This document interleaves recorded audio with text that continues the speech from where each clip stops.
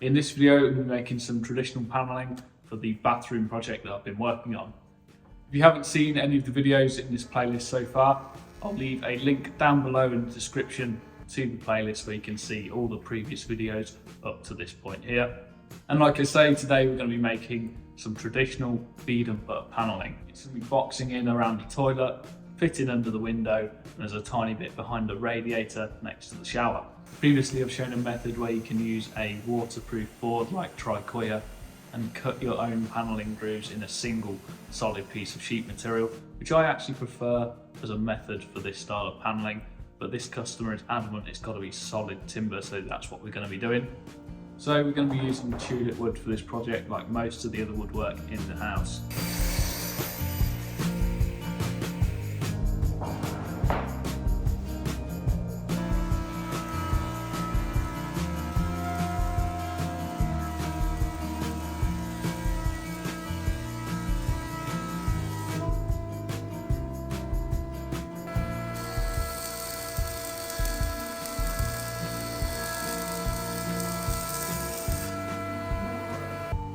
I'm using X 1-inch stock here. I'm just bringing it to around 21mm finished thickness, and the width of the boards are actually going to be random widths.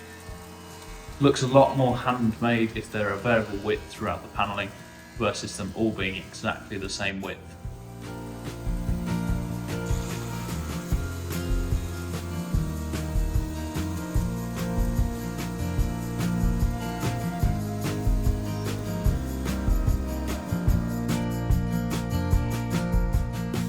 The machining of these is pretty simple. I actually keep a couple of my old rebate cutters. You just need two that are the same diameter as each other, and put a few spacers in the spindle moulder to bring a gap between the two cutters, and I can machine the tongue side of the boarding in a single pass using this method with a really accurate tongue width as well.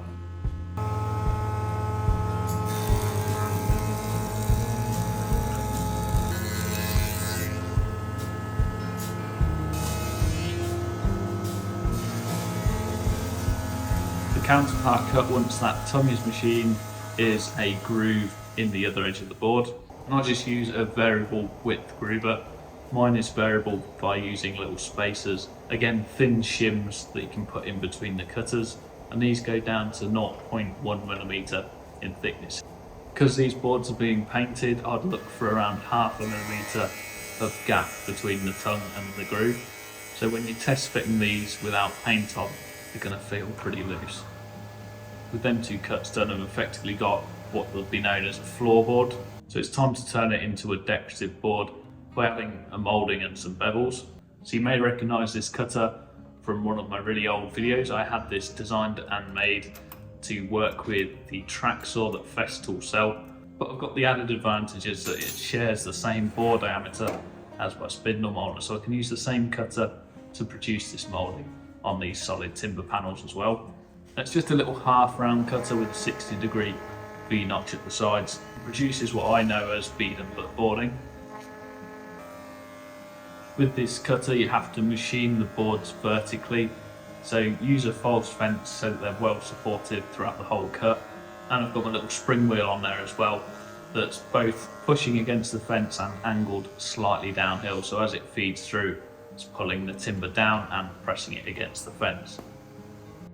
And on the counterpart side of the board, so where the groove is, I'm just using the same cutter to save making a change on the machine to add in that little 60-degree bevel, so that when the two boards are brought together we get the exact profile that the cutter would produce if there was no gap in the boards.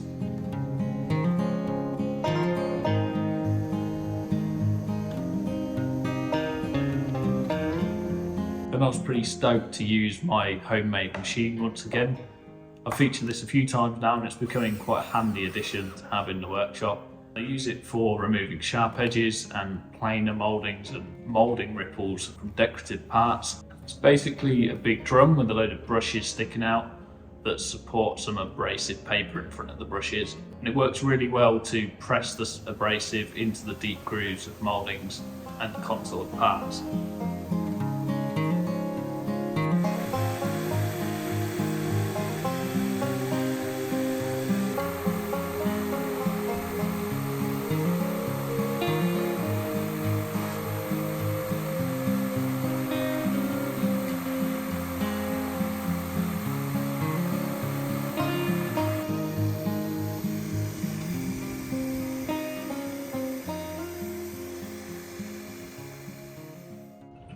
final little pass through the wide belt sander to take off about 0.2 of a mil of the flat surface of the board to give it a lovely finish ready for the painting. These are going to be a yellow paint finish. I've not done much yellow interior joinery before, so if you're interested in seeing how that one turns out, don't forget to hit the subscribe button, ring the little bell next to it, that will notify you of any future uploads, and leave a comment to what you thought about today's video down below.